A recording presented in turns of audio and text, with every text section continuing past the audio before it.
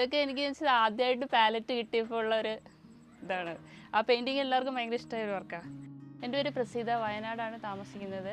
പെയിൻറ്റിങ്സിലേക്ക് എത്തിപ്പെട്ട് നമ്മളുടെ ചുറ്റുപാടും കാണുന്ന ഓരോ കാര്യങ്ങൾ എൻ്റേതായ സ്റ്റൈലിലേക്ക് ഞാൻ മാറ്റിയെടുത്തു. പിന്നെ വെച്ചാൽ എൻ്റെ ജീവിതത്തിൽ കുറേ അനുഭവങ്ങളും ഞാൻ നേരിട്ട കുറേ പ്രശ്നങ്ങളും മിക്ക പെയിൻറ്റിങ്സുകളായിട്ടുണ്ട്.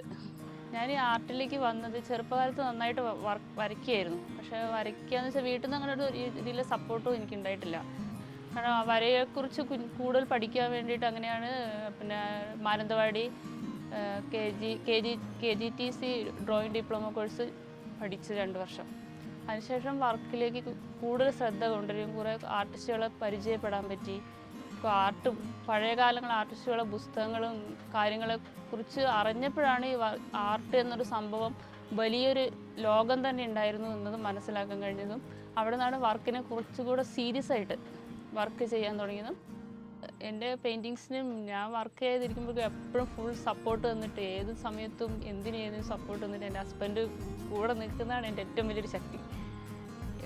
പിന്നെ പെയിൻറ്റിങ്ങിൻ്റെ കാര്യങ്ങളിലും ഓരോന്നും പെയിൻറ്റിങ് ചെയ്യുമ്പോഴും അതിനെക്കുറിച്ച് അഭിപ്രായം ചോദിക്കുമ്പോഴും നീ അതങ്ങനെ ചെയ്യണം ഇങ്ങനെ ചെയ്യണം.